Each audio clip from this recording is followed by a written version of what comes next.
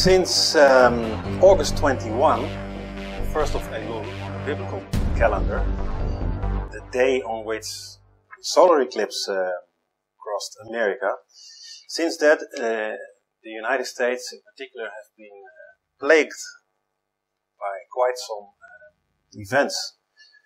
Right after that, Hurricane Harvey came over Texas, then Hurricane Irma, and now we have Hurricane Jose threatening the East Coast. Yeah, many buildings, many properties are damaged, destroyed. People have died. And some of the Caribbean islands are completely destroyed. And at the same time, which we don't read so much about, but on the other side of the globe, there is a big typhoon called Talim, which is threatening Korea and of Taiwan and China. Wildfires have been raging through California, and many countries, by the way, all over the globe are being plagued by fires. We had an extremely powerful earthquake last week in Mexico, 8.1, some say 8.4, which, by the way, was predicted because of solar flares. We had a very large Earth-facing solar flares, larger than we've seen in decades. We had in North Korea a test of a nuclear bomb, an H-bomb, by Kim Jong-un. There was an attack from Israel inside Syria where they destroyed a weapons facility. And these are just a few of the many, many things that are going on. And all these things, and the many more that I have not mentioned, are signs that Jesus mentions in Matthew 24. And I want to show you something. This is a partogram. I don't know if you know what a partogram is. This shows the labor pains that a woman goes through, which has two phases, first stage and the second stage. And the first stage has a so-called latent phase where nothing much happens, very, very quiet, very easy. And then there is the active phase where the birth pains begin to increase more often and more intense. And this goes on and on and on until it just reaches the top, and that is when the second stage comes in, which will shortly lead to the birth. This is always the same. The duration can differ. Here it's over 16 hours, it can be shorter and longer, but the pattern is always the same. Why do I show this? Because when Jesus gives all these signs, he says it will be like birth pains. By the way, we also find it in Old Testament prophecies, the same terms. And this is another graph that shows a combination of all natural disasters, earthquakes, floods, storms. So all of these from the year 1900 until 2007, that's 10 years ago, are in this graph. So we see here, this was World War I, World War II. This is when Israel became a nation, and then we see it increasing. Now, what is interesting, if you put these two graphs together, you see that it follows exactly that pattern. We had this latent phase, and as soon as Israel became a nation, again, the prophecies began to unfold. This is the marker that the Bible gave, and we see that we follow exactly this graph, and it's until 2007. 10 years ago, we reached actually this top. It began to curve, which means the second stage begins, which will lead to birth. And this is always very short compared to the period before. So this gives us an idea. I thought I'd put it in a picture because you actually see what the Bible tells, what Jesus told 2,000 years ago, that how it would happen, that it's happening exactly that way. And you can do this separately with earthquakes, separately with volcanoes, with storms, but this is combined, all these disasters. It gives a better picture. So, all this is going on, and in the meantime, while all this is going on, many people, mainly younger people, but not exclusively, were mostly excited about the new iPhone that Apple was going to announce. And the iPhone X, Apple iPhone X event took place yesterday, the 12th, and is this morning, today, the headlines. This is the most important thing that happens in the world. The new iPhones that Apple has announced. And then you wonder, how can it be that such a small electronic device keeps people mesmerized so much that it's to them even more interesting than these events that are happening in the world. If you think of it, it's almost magic. And I say this on purpose. As Christians, we have to understand that the physical is directly linked to the spiritual. And we know this as fact, but we don't realize it during our daily life. We live in the physical and we forget actually that this is linked to the spiritual. In our daily conduct, these things are separate. But actually, in reality, they are very much linked. And everything that we observe and experience is a physical manifestation of something spiritual. This iPhone, or any smartphone or similar device, has everything to do with that. And that is one of the reasons why people are so mesmerized by this. And I will explain this further. We don't need to look it up, we know this by heart. In Ephesians 6, Paul writes, we wrestle not against flesh and blood, but against principalities, against powers, against rulers of darkness of this world, wickedness in high places.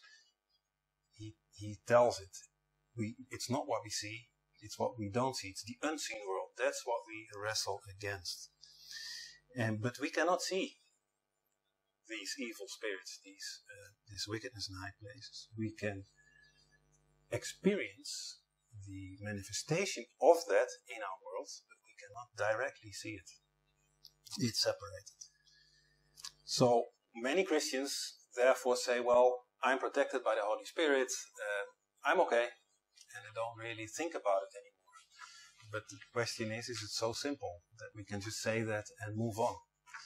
And I can tell you the answer, no, it's not so simple.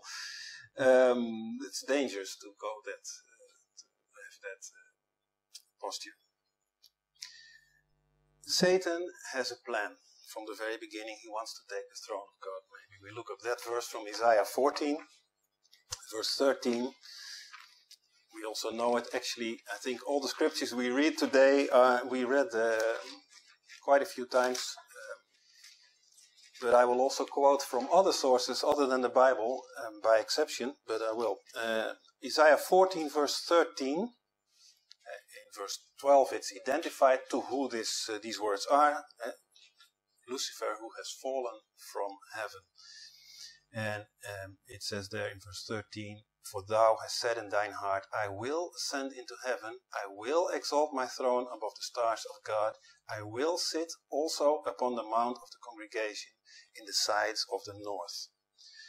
So Satan has set this as his goal, and he doesn't say I want, he says I will. That's his determination. We know the outcome, and we know it will be different, but okay. As long as we are not there, this battle is going on.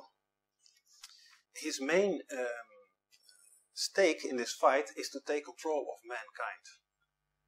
Why?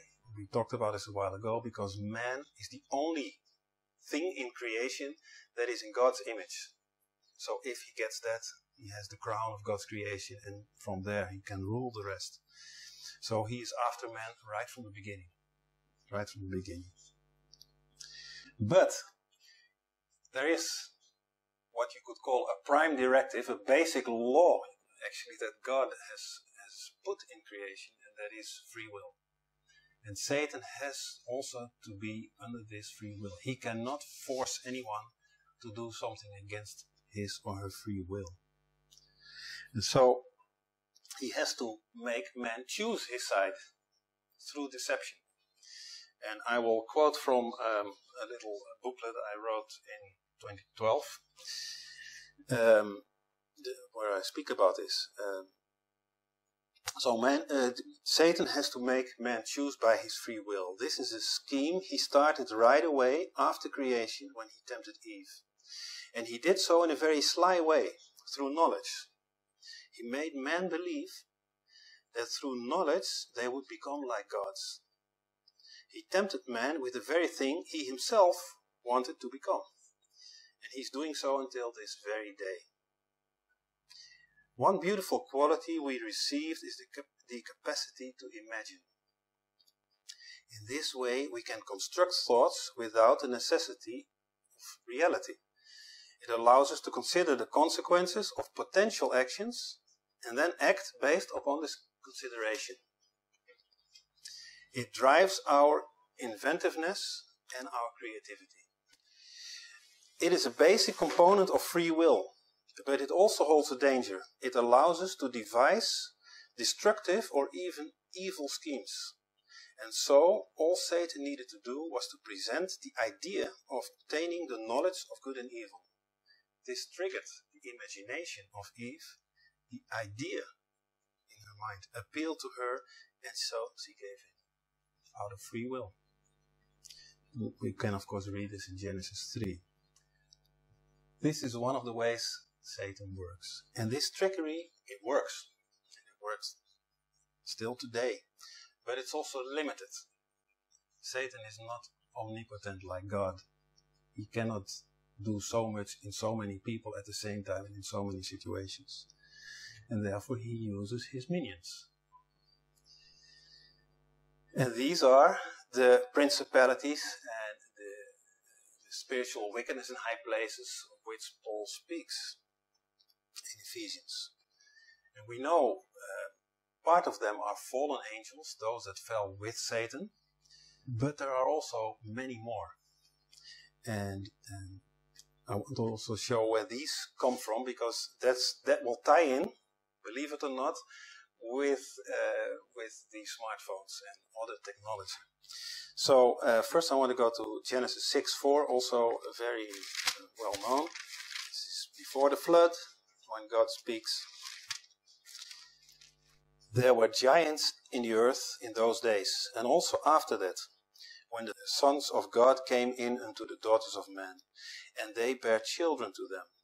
The same became mighty men which were of old, men of renown. So the sons of God, this refers to the fallen angels.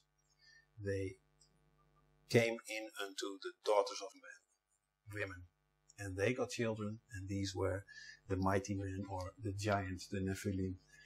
They were giants. And this went so much out of hand that God had to bring an end to it, hence the flood. But what happened to these giants? And so now I will read from the book of Enoch, which gives a bit more details about this.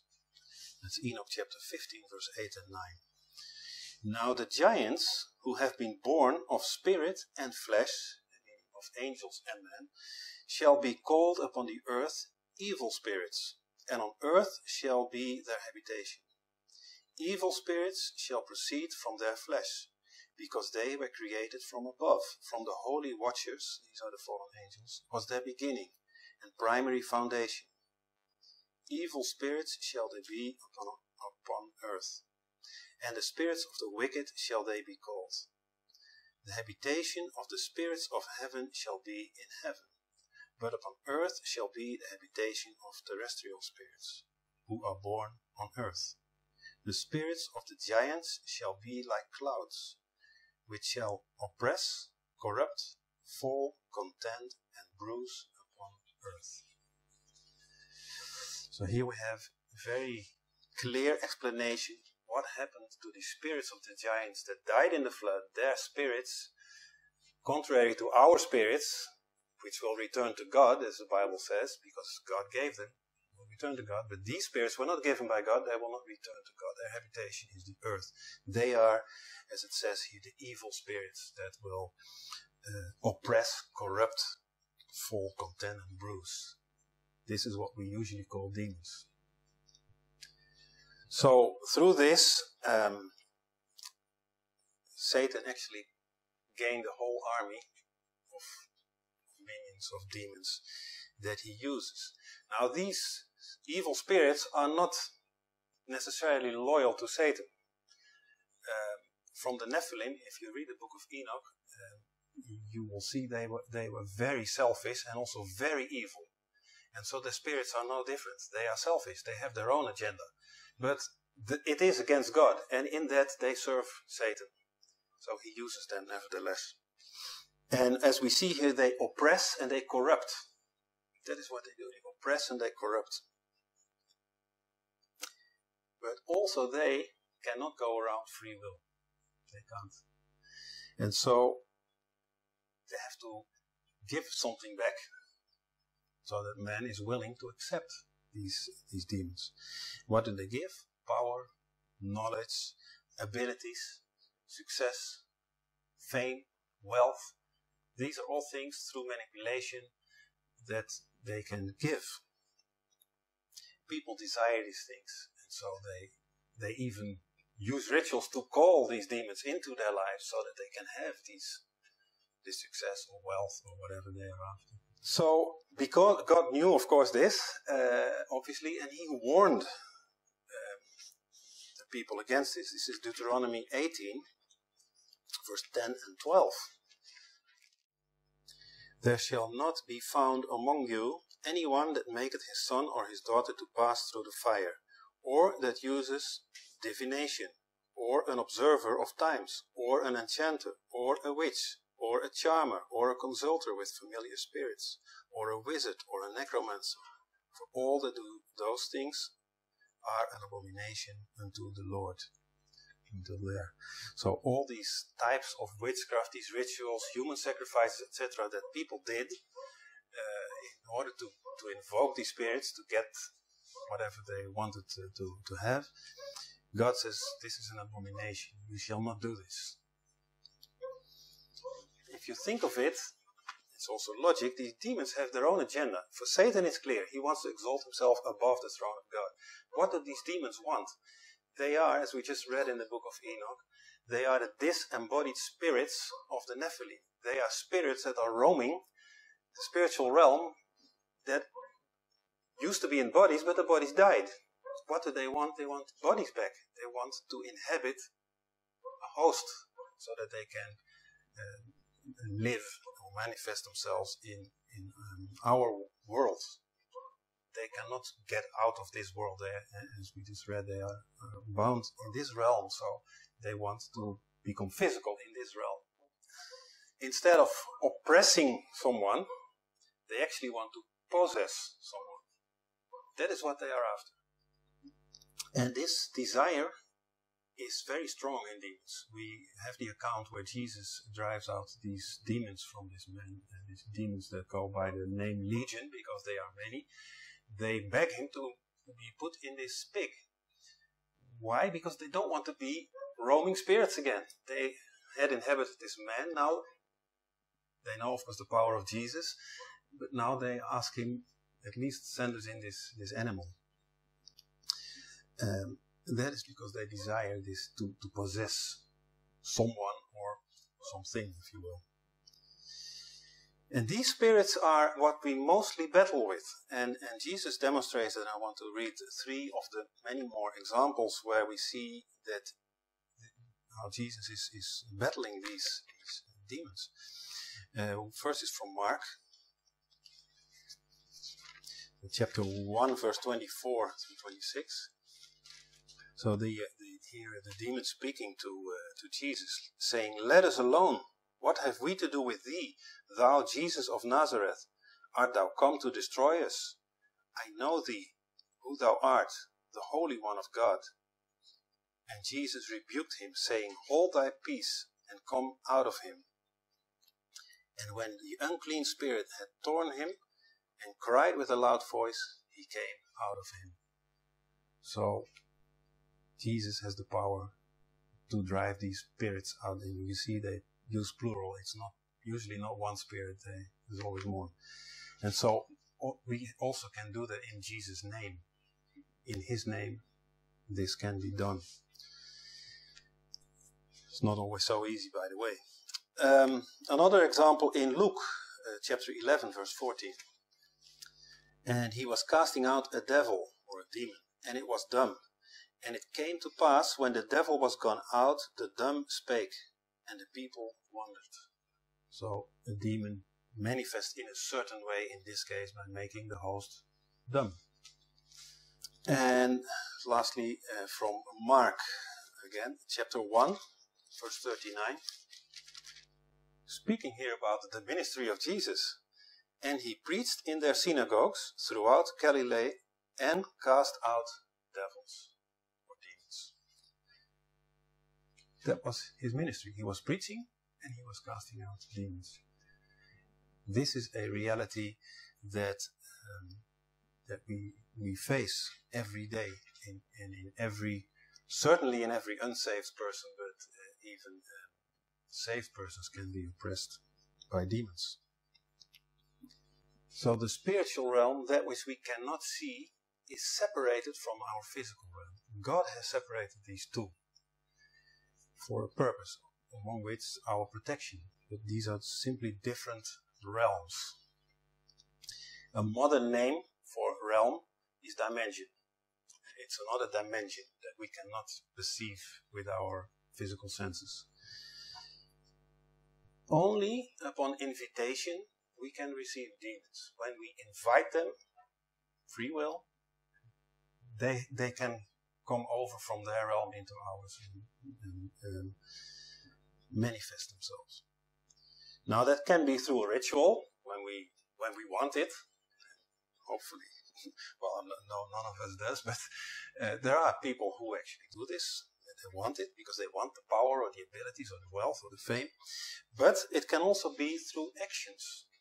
Through actions that we are not aware of, that they will cause demons to come in, but they do. And that is, of course, deception. Through actions we can, we spoke about different things in the past. For example, through music, through listening to certain things, through watching certain things, through experiencing things like drugs, mind-altering drugs. So there are many ways through which we can, without realizing it, invite demons in ourselves. And once there's one in, there will be more.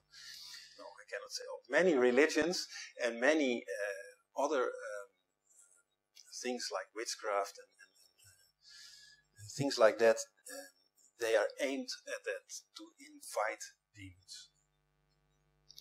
And people, either knowingly or not, but they participate in this, and then they will also be inhabited by demons. Satan understands more than any of us the construct of our universe.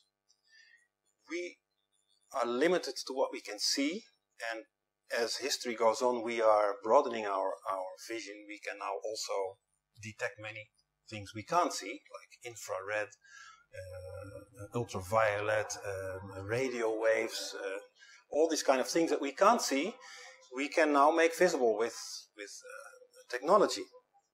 So we are widening our scope beyond what God has given us already, but Satan can see much more than we can.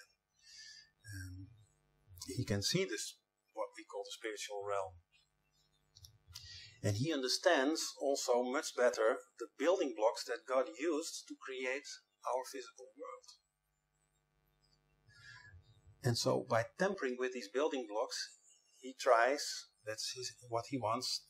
He wants to remove this veil, this separation between his realm, the spiritual realm, and our realm, so that he and his minions can freely come into this world and manifest without the need of rituals, without the need of deception and all these other things.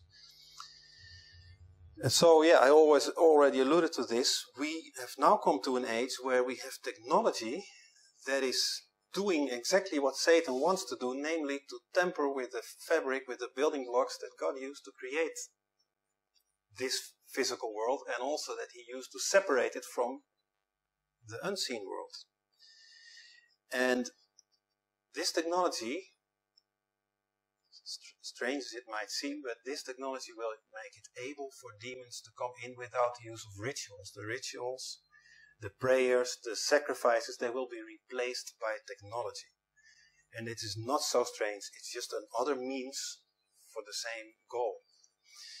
And eventually, that will lead to the opening of the bottomless pit, as we can read in Revelation 9. And we talked about this also in the past. CERN is one of the things that works on this. This technology has become so powerful, we can now hold it in our hand, and we are back to this smartphone or device. We can hold it in our hands and we can do things with it that 100 years ago they were witchcraft, that was magic, was impossible. Now we can do these things. And it begins actually when your phone is off. And I don't have a smartphone for obvious reasons, but I have here a tablet. And if it's off, same with your phone, same with your television, what do you see? A black surface, a black mirror. That is what you see. Why is it black? Why is it not white? This exists for ages, black mirrors. It's called a scrying mirror. And I will quote from a website that I will not mention because I don't want you to go there. I will quote here a statement from an undisclosed source.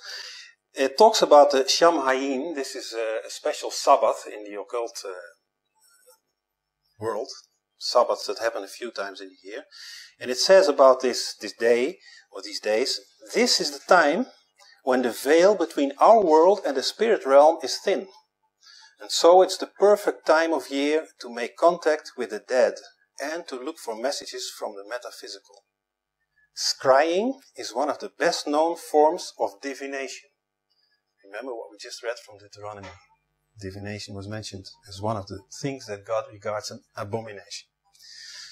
So, scrying is one of the best known forms of divination and can be done in a variety of ways.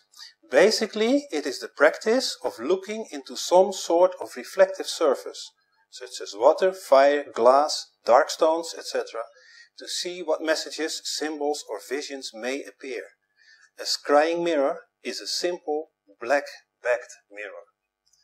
So this is a known device in witchcraft to call up spirits, to get information from the other realm. Another quote says, scrying is a form of divination, an ancient discipline that attempts to predict the future by interpreting signs and symbols seen reflected in objects such as this black mirror. The mirror is made of obsidian glass, a hard, dark volcanic rock formed by the rapid solidification of lava without crystallization. Mirrors such as these would have been used by ancient alchemists, most famously Dr. John Dee, who lived in around 1600, a British polymath, a scientist and a mathematician to the court of Queen Elizabeth I. Dr. Dee and his contemporaries would have looked into these black mirrors for signals and insights from the ethereal realms, in a similar way how we, here it comes, now gaze into the black mirrors of our smartphone screens for signals from the ether. This is exactly what it is. And this is not to scare you now and throw away your phone, but we have to be aware of the devices the enemy uses and that we are confronted with every day. It is making contact with the ether. The ether is this realm. We read, even literally from the book of Enoch, that these disembodied spirits of the Nephilim are like clouds. They are floating in the air, as we would say. Likewise, Satan is called a prince of the power of the air. So it's this realm, this ether that we can't see, but that's where these demons reside. This is not something that we don't know. Maybe it's the first time you hear about scrying and scrying mirrors, but actually I will tell you an example and then you will say, ah yes, indeed, I've seen this before. And that is in the famous fairy tale of Snowy White. The evil stepmother uses a scrying mirror. She stands in front of a black mirror and she says, magic mirror on the wall, who in this land is the fairest of all? And then a demon appears in this mirror and speaks to her. So that's an example of scrying. And so it's ancient. It's something that many people have done for hundreds of years and still doing today. Nostradamus used a similar method to get his revelations. That is, by the way, also a reason why we should not pay attention to predictions of Nostradamus, Edward Casey and the likes. They use divination to get these prophecies, and therefore they are not from God. They are from the demonic realm. And so they might be true to a certain extent, but there is also deception in there. It's very dangerous. As the whole world was, well, not the whole world, but to a certain extent interested in what is Apple gonna bring now, what new product, what is the new iPhone gonna look like. By the way, 10 years exactly after the first iPhone came on the market. And for months people speculated how it would read your fingerprint. Would there be a fingerprint reader on the back or under the screen or this or that? Well, it doesn't read your fingerprint, it reads your face. It's the first phone that is unlocked by facial recognition. What do? You hold it in front of you, you look into this black mirror, and it will look at you and recognize your face with different cameras, 3D, and with an infrared sensor. And if it is really you, the phone comes to life. So no codes, no nothing, only looking at it. It's called Face ID. This will also be used for payments. Now it's called the iPhone X. This new, there is an iPhone 8, but there's already also presented an iPhone X. This will be the next one, which they will bring in November. And this X stands actually for 10, so we should call it the iPhone 10, but instead of writing a 10, they write an X. And this symbol X we find also many times. It is the symbol of crossing over from our realm to the other, crossing of species, angelic and human species. It's this always crossing. That's what the X shows. Inside this phone is also something completely new, a new chip, which is called a bionic chip, which has the word bio in it. Bio and onic, it's biological and technological combined. That's what the word implies. But it's a neural engine. And it's called the A11. Yeah, you have to go. So it's called the A11. Now, A is the first letter in the alphabet, and 11 is 1, so you could say 111. And then I will stop. The 111 is a number that in the occult world has a meaning. It's an angelic number. And another quote from an undisclosed source: angels often use number sequences to communicate their guidance, their insight, and as a way to show us that they are near. 111 in angel numbers means keep your thoughts positive, because your thoughts are manifesting instantly into form. Focus only upon your desires and not upon your fears. In practical terms, this means that your thoughts are going through a cycle where they are manifesting instantly into form. You think it, and boom, it happens. That's witchcraft. Angels, of course, are demons. So that is the neural engine that is inside this phone. Okay. So this bio chip is completely new, and it's called a neural engine. And it handles specific machine learning algorithms. And these are the algorithms that power new features in this phone, like this face recognition, speech recognition, and things like that. Also augmented reality, there's a lot of there in there. And it's called neural engine because it's loosely based on how our brain works. So it's more artificial intelligence. That is maybe one of the big surprises of this new device. And there are many brands of phones and devices, of course, but Apple somehow has a history of setting the stage always, and you see it when you see the logo. It's the original sin. It's the bite from the forbidden fruit. That is what Apple shows. And its original logo back then also had the rainbow colors in it. So it also showed the wrath of God as a result of this.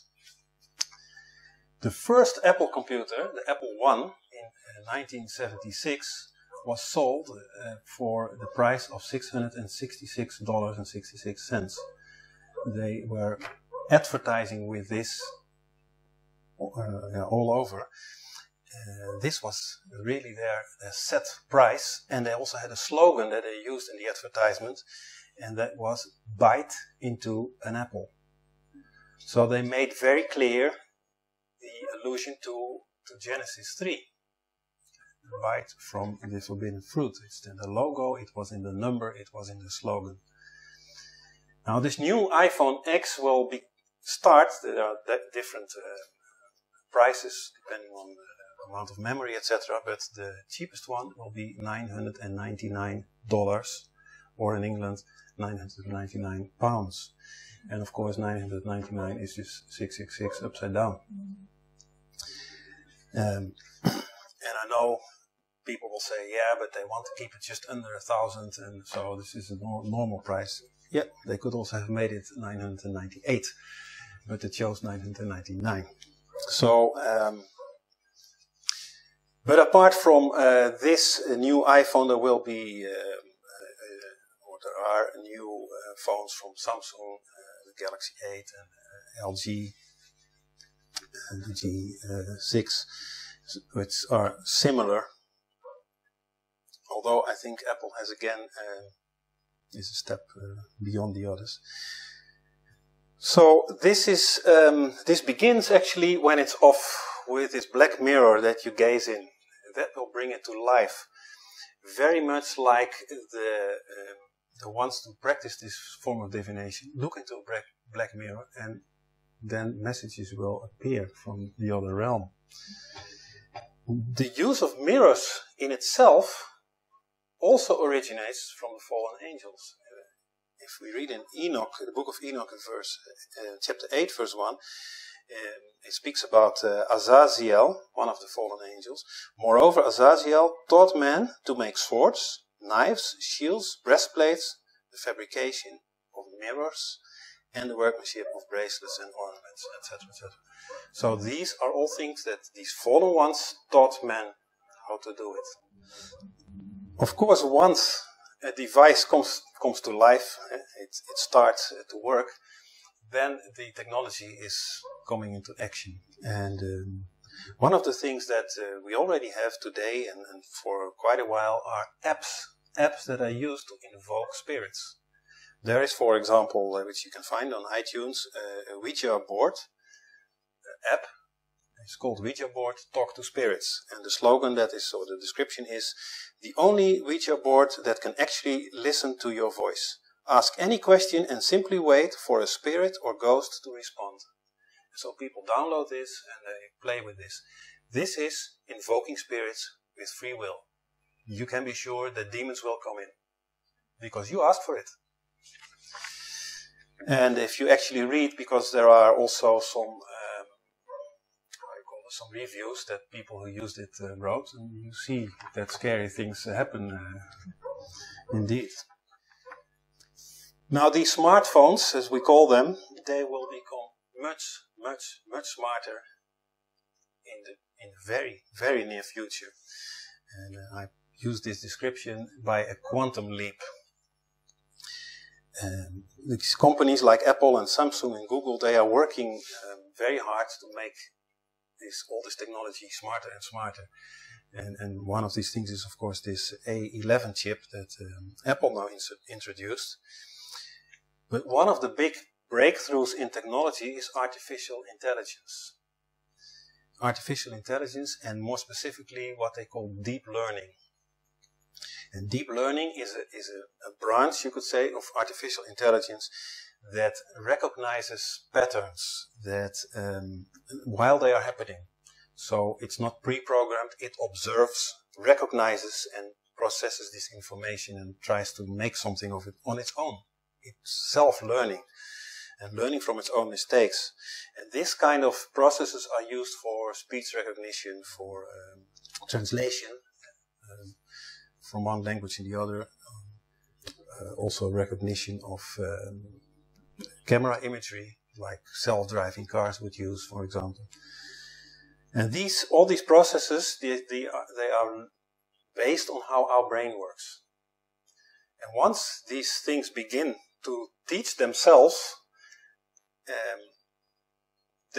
what's happening inside, man does not understand. So there are programs and there's technology that man cannot explain anymore how it works, how it comes to these decisions. A while ago, Huawei has launched its first artificial intelligence chip. Now Apple is the first one to use one in a phone, but Huawei will also come with a phone with this artificial intelligence inside, and Google will follow also, they have announced. So this means that your phone will make decisions through processes that are not programmed by anyone. It will figure out itself. It will recognize your behavior, your desires by what you're browsing, by where you're going, etc., and make decisions based on that, assuming you want this or whatever. And there is a big danger in that. I will come back to it in a minute. And another development that goes parallel with it, it's a bit technical story, but for a reason. Another development that goes parallel with that is that of quantum computing. And quantum computing is using the ability of subatomic particles to exist in more than one state at the same time. Think of it as a cup that is full with water, and at the same time it's empty.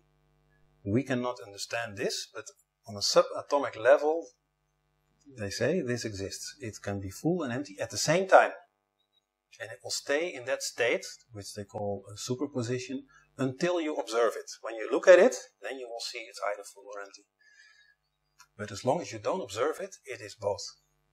That is called superstate, and that is, or superposition, and that is what quantum computing uses, that mechanism. And on top of that, there can be another particle. If we use the cup that's full or empty, there is another cup that's also full or empty that can exist somewhere far away in another place on the world or even in the universe that has the same state as the other one. They are what they call entangled. If this one is full, this one is full. If this one is empty, this one is empty. They follow instantly, regardless the space in between them.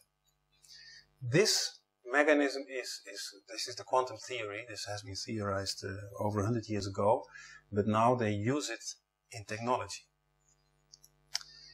And there are several videos available where this is explained, how this works in quantum computers. And I will put a link to one of them by Google. And it's interesting that if you see the scientists explain how this works, that the end of the story is actually that they don't know how it works. They will speak about the multiverse, which is many parallel universes. So that we have this reality, but there are many other realities. And through these entangled particles, they connect with these other realities. And from there, the answer comes to whatever they want to calculate or find out. And if we speak about different universes or different dimensions, it's not a term they use. In biblical terms, these are different realms. That's what it is. So through quantum entanglement, they connect with other realms, or I would rather say another realm. And from there, they get what they want. Was that not exactly what the demons do? They give you what you want in order to come through and to inhabit.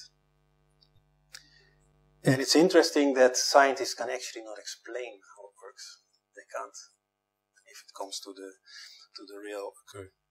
Now, Niels Bohr was a scientist contemporary with Albert Einstein, who developed this quantum theory, and he was very much for it, promoting it, whereas Einstein was very much against it. From that comes the famous quote from Einstein: "God does not play dice." So everything is exact. It's not both things. Anyway, Niels Bohr, he said, if quantum mechanics hasn't profoundly shocked you, you haven't understood it yet. Everything we call real is made of things that cannot be regarded as real. In other words, the physical is a manifestation of the unseen. And that is true. But he links it to his quantum theory. Quantum mechanics actually links those two. There is Professor R.C. Henry. He is Professor of Physics and Astronomy at Johns Hopkins University. He says, quote, "Get over it and accept the inarguable conclusion. The universe is immaterial, mental, and spiritual." So that is where scientists that are going on and philosophizing and working in this quantum theory, that's what they realize. Everything is actually spiritual and not physical. Physical is mere manifestation. And so with a superposition of a particle, we can actually manifest something from the spiritual. That is what's happening in a quantum computer. Something is manifesting physically that comes from the spiritual realm. And I believe strongly that Satan has for many years inspired scientists to come to these inventions and these conclusions in order to eventually break this veil between our realm and the spiritual realm. That's what Satan wants. And he's not God. He cannot just open the door. He has to use other means. And one of these means is tampering with the building blocks that God used to create this separation. If you would have a piece of cloth and you would use a magnifying glass, you look at it, you will see the single threads. If you would magnify further and further, at some point you can look through in between the threads and you can actually see the other side. So that is a bit how you can picture the separation between our realm and the spiritual realm. It's like a veil, a cloth, but if you zoom in close enough, you will be able to look through. What does it mean? You have to go to the fabric itself, to the particles of which it is made. And our physical world is made of atoms. That are the particles. Okay, atoms have subatomic particles, but that are the building blocks of our world. There where our realm ends and the spiritual realm begins. And yeah, we cannot really visualize this, but there where our realm ends and the spiritual realm begins, at some point atoms end to exist. Our building blocks end to exist, and now it becomes all of a sudden spiritual. So if you zoom in far enough, you will find that. That is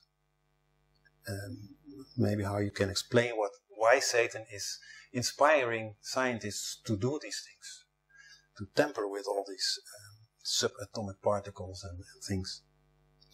You have to get to the smallest particle. What is the smallest particle? If you look up in the dictionary what quantum means, it's a Latin word for amount. And in modern understanding, it means the smallest possible discrete unit of any physical property, such as energy or matter. So the smallest property is quantum. So they could actually not have chosen a better word. This is not strange from a scriptural perspective. We can actually find it in the Bible. In Proverbs 8, verse 26. Of course, this is from King Solomon, who had asked God to give him wisdom. And so we find wisdom in the things that he wrote.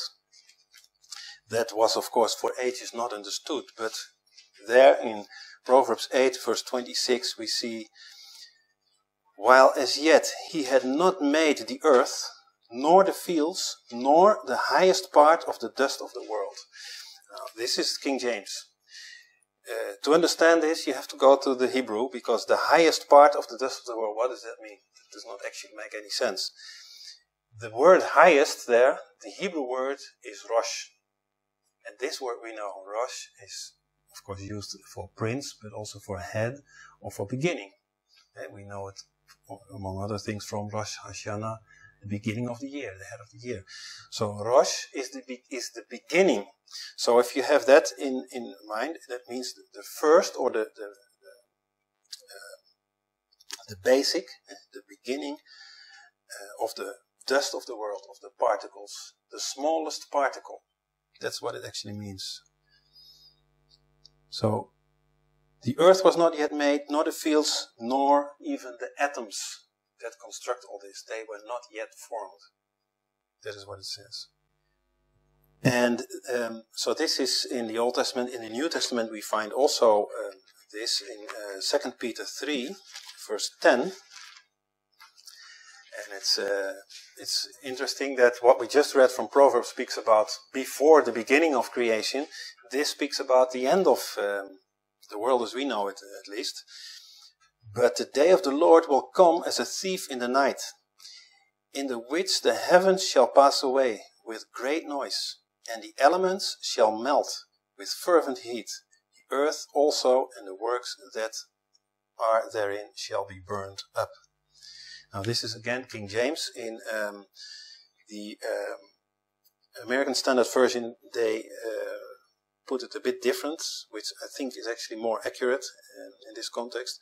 It says, but the day of the Lord will come as a thief, in the which the heavens shall pass away with a great noise, and the elements shall be dissolved with fervent heat, etc. This word, the Greek word that's used there, actually means is to dissolve, to make loose, or to untie. So the elements, the atoms, the building, they will be untied, they will be made loose. Everything will dissolve. It speaks there about the elements, the building blocks. So scientists are searching to find out the building blocks of the universe. How is it all made? If you read, go to the website of CERN and you see what they are doing there, this is what they say. This is what they want to find out. How was the universe when it began? And what are the building blocks? What are the smallest particles? That's what they want to find out. And of course most of the scientists have no clue why they are doing this. They are just doing it because they think it's interesting science, or because they think it serves some higher purpose. But they don't know that they are actually serving Satan, because he needs this. He needs this because he wants to break this veil, to open this bottomless pit. And we think mostly of scientists as people that are not spiritual, not religious. They are only interested in facts and in measurable and provable things. However, certainly the greatest scientists, they have a side that most of us don't know. And again, in this little booklet I wrote, I listed a few. I want to quote a bit from this to get an idea. For example, Thomas Edison. who invented phonography, the recording and playing back of sounds. He invented the light bulb. Actually, he did not invent it, but he perfected it. He invented the kinetoscope to project moving pictures, projector, and many more things. He has over 1,000 patents on his name. He thought at some point to have discovered a mysterious etheric force, and he tried to make a device, an apparatus, with which he could communicate with the spirits of the dead. So this famous inventor was working on these things and believing, of course, that this was all possible. Isaac Newton, we all know, many think he's the greatest, most influential scientist of all times. He made the laws of gravity and of cooling and motion, etc. He also invented the reflecting telescope. Apart from that, he also worked on what is called the philosopher's stone, which would make universal transmutation possible. This is what alchemists actually believe and try to achieve. Meaning changing anything into anything. We would call it magic. Newton was heavily influenced by the Rosicrucians, who believe that they have the ability to communicate with angels or spirits and to possess the ability to live forever. So also here we have a scientist who was very much into occultic spiritual things. Alexander Graham Bell, the inventor of the first commercial telephone, he did many things in electro technology, but he was also a fervent supporter of eugenics, and he was working on legalizing castration to prevent the deaf people from reproducing. So he was actually, he would have agreed with many of the things that Hitler actually wanted to achieve. Nikola Tesla, very famous scientist, he wrote, quote, "All perceptible matter, so everything we can perceive, comes from a primary substance or tenuity beyond conception, filling all space. The akasha, or luminiferous ether, which is acted upon by the life-giving prana, or creative force, calling into existence in never-ending cycles all things and phenomena." If that is not spiritual, I don't know what is. This is a scientist, this is what he believed, and this is actually what drove him to tap into this force. Another quote of him is, "The day science begins to study non-physical phenomena, it will make more progress in one decade than in all the previous centuries of its existence." Again, it's not the physical, it's the unseen world. It's what we call the spiritual realm. That is what all these scientists, and many more by the way, are interested in. And that is inspired by Satan. They are not believers in Jesus Christ, by far. There is a new invention recently published by Australian researchers that made it dramatically easier and cheaper to produce quantum computers, quantum chips actually, at a large scale. And so it will not directly mean that they will be integrated in smartphones, but our smartphones will connect with the cloud, which they already do, and that will be connected to quantum computers. So now the artificial intelligence that is in these neural chips, like the A11 in the iPhone X, this artificial intelligence will partly make its decisions based on what a quantum computer in the cloud decides. And this quantum computer connects with other dimensions, or in biblical terms, with the demonic realm. And all this technology is here today. This works already now. And if you really think of this, you begin to understand how sly actually Satan is in working towards this point, and you begin also to understand what the Bible describes what would happen, especially in the tribulation periods. This artificial intelligence will become demonic intelligence. And our electronic devices will literally be inhabited by evil spirits. That is what they want. They want to inhabit someone or something.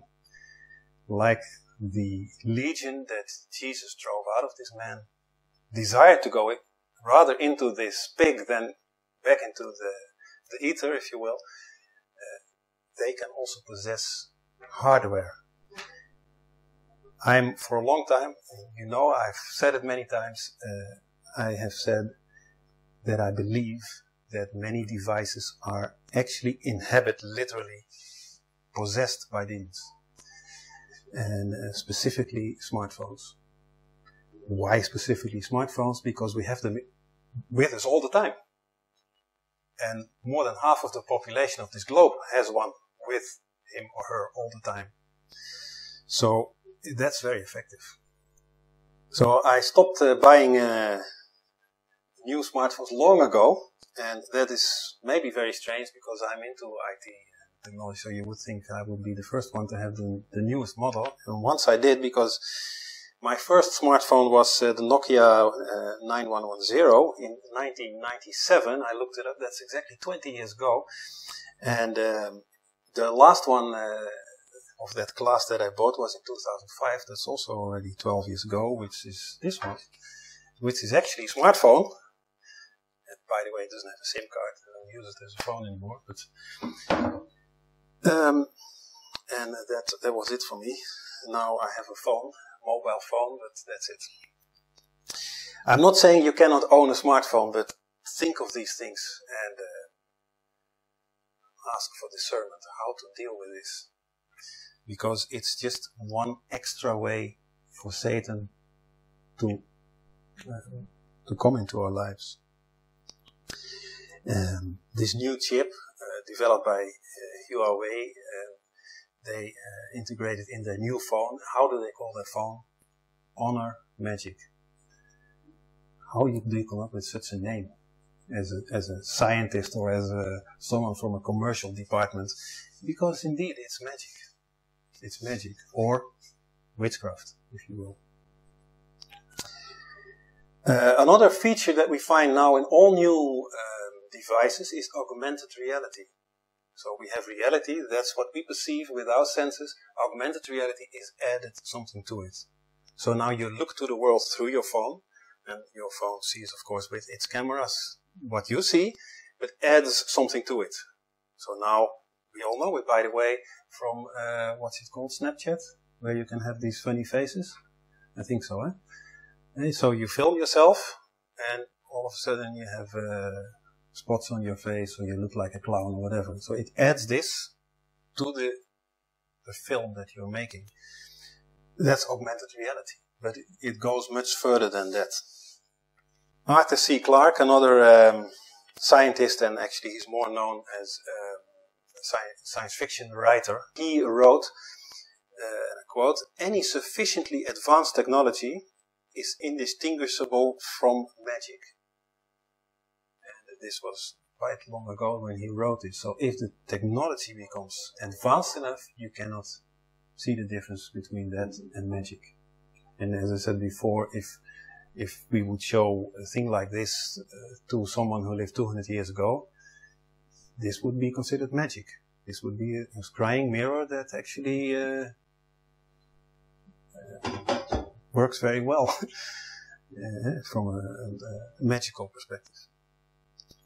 This technology will go on very, very, very fast, and I think that certainly we as Christians, we have to be aware of the danger in there, and we have to be aware that it is one of the tools that the enemy uses very effectively. Of course to get to us, but also to those that we try to address, the unsaved people around us that are often grasped by these things, this technology. And it's going very fast. And it will become also invasive. That means it will, now it's still, you have it in your hand, or if you have a smartwatch, it's on your skin and with sensors reading also your blood pressure and other things, but it's still outside of your body. But it will not be long before these things will begin to be integrated in our bodies, and people will desire that. They will want this very much. It will become part of our bodies, and it will not only become part of it, it will also begin to influence our biology, to change our biology. We spoke about this a while ago when we spoke about likeness and image. That is what Satan wants. He wants to, of course, to break the veil between the demonic realm and our physical realm. He also wants to deprive us from the image of God. Because that's the crown of creation. If he gets that, he rules. That is what he wants. And that he can do by changing literally our DNA. Our building blocks, our fabric, so that we are no longer in the image of God. And there is an article I printed from Mail Online. It's already from March, 23rd of March this year. And its title says, "Would you choose to live forever? Age-reversing pill that NASA wants to give to astronauts on Mars will begin human trials within 6 months." And so it's already now. 6 months have already passed. It says, scientists made a discovery that could lead to a revolutionary drug that actually reverses aging. The drug could help damaged DNA to miraculously repair and even protect NASA astronauts on Mars by protecting them from solar radiation. Okay. A team of researchers developed the drug after discovering a key signaling process in DNA repair and cell aging. During the trials on mice, the team found that the drug directly repaired DNA damage caused by radiation exposure or old age. The cells of the old mice were indistinguishable from the young mice after just 1 week of treatment. So it goes on. So this is now a pill that repairs the DNA. We know that aging is, if you want, a decay of our DNA. And so if you can repair that or reverse that, then we don't grow old. Which means we have eternal life. And this, before I knew that this existed, so long ago I said that this is what Satan will offer. Because he will not impose the mark of the beast on people. People will stand in line to get it. They will desire it. Except those who know, of course. But just as they stand in line to get the new iPhone and they sleep 3 nights in front of the store to make sure that they are the first ones to get it, they will also stand in line to get the mark of the beast. Why it will have things like this? If you put this in the technology that is inside your body, and it can on demand, whenever your body requires, repair your DNA, then you basically have eternal life in the flesh. Satan can never offer eternal life in the glory of God, which we have, of course, but he can offer this, and people will desire it very much. And on top of that, they will have augmented reality. They are no longer limited by what they see and experience with their senses, but they will now have extra experiences on demand. Whatever you want at any moment, you can experience it. And it will be as real as reality. So these are things where we see now technology is ready for all of this. Science is ready to roll this out, and we have to really be aware of this.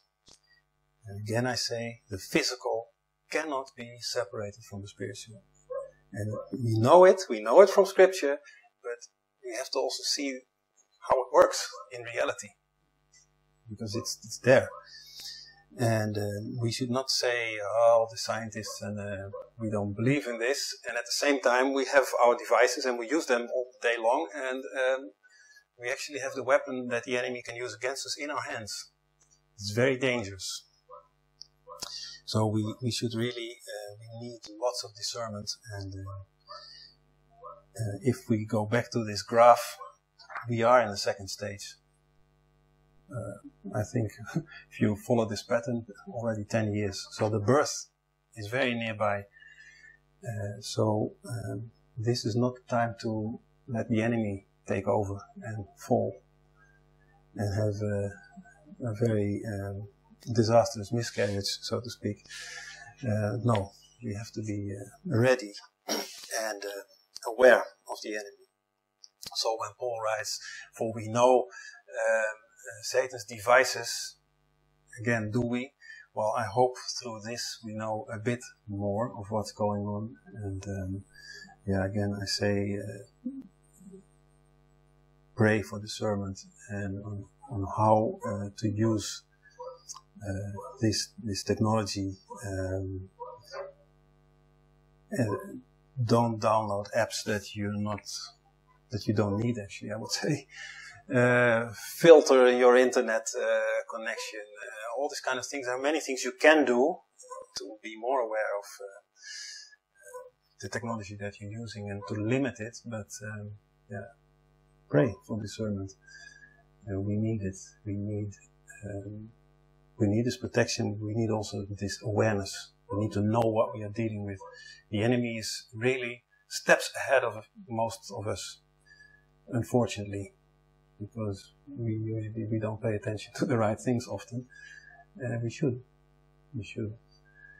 So, as I began with all these disasters and things that are going on, that should actually have all the attention of all the world. The world is focused on and mesmerized by this little device called iPhone 8 or iPhone X. But if you think of it, it makes sense. They are mesmerized because they are how you say this, enchanted by it. It's magic. It's magic that keeps them in the grip. And we should not be part of that for sure.